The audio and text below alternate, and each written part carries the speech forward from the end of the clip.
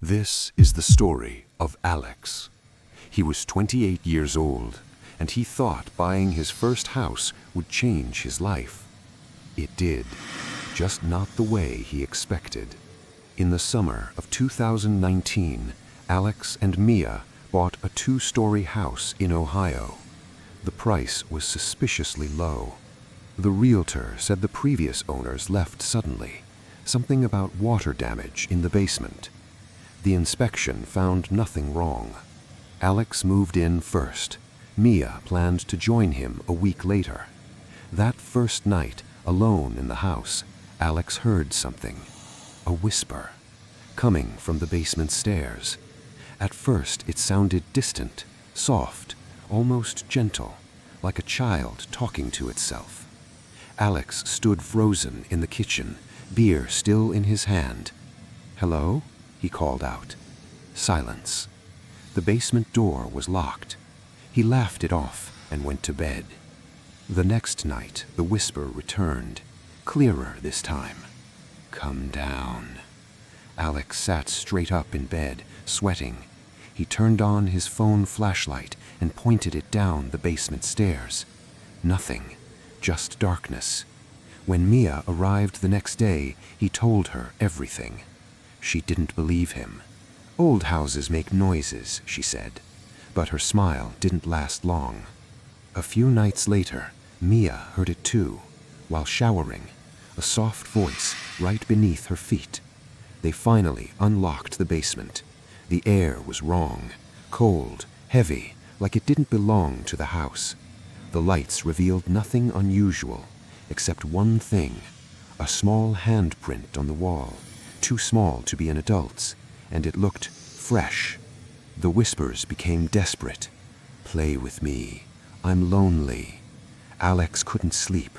Online, he found something disturbing. Their house backed onto land where a children's orphanage once stood. In the 1940s, a fire broke out. Several children were trapped in the basement. They never made it out. Survivors claimed they heard voices begging from inside the walls. Alex installed cameras. Every night at 2:17 a.m., the footage glitched. That's when the dreams started.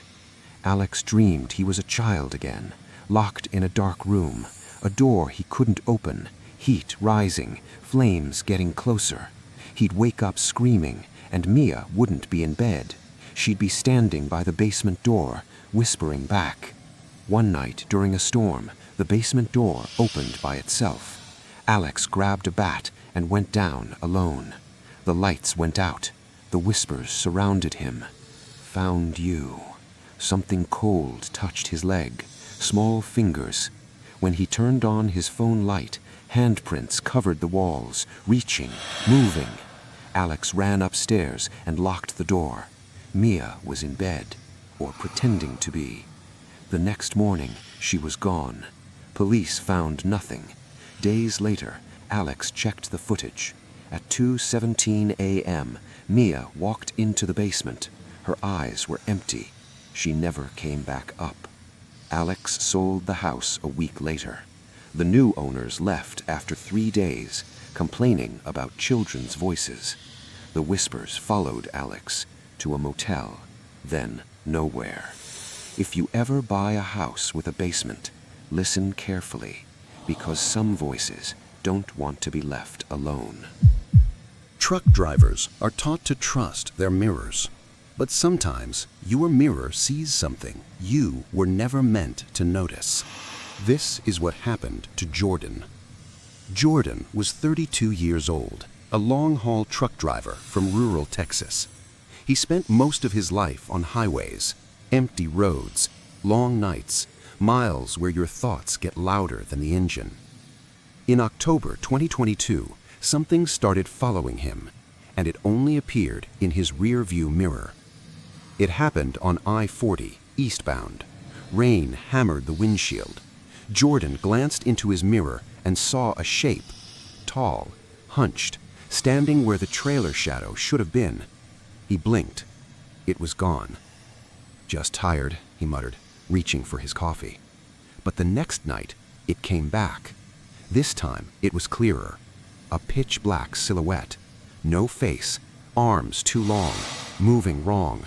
It walked while his truck flew past at 70 miles an hour, and somehow it kept pace, always in the mirror, never when he looked back.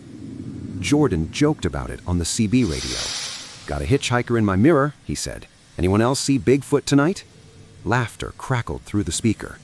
That laughter stopped after a few nights, because Jordan stopped joking.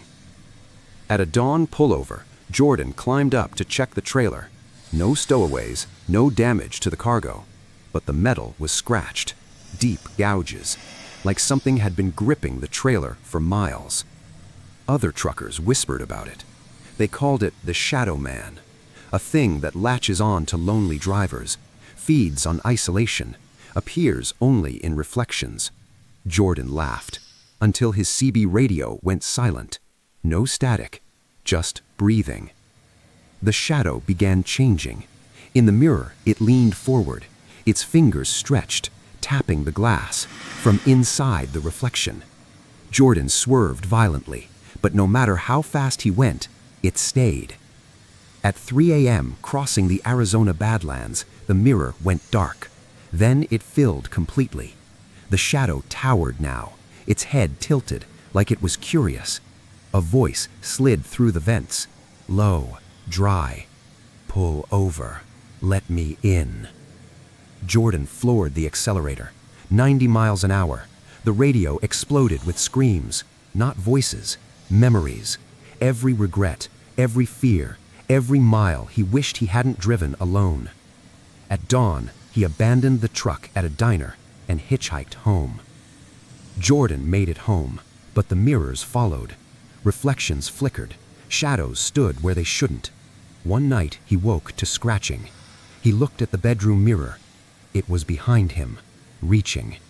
Jordan smashed every mirror in the house.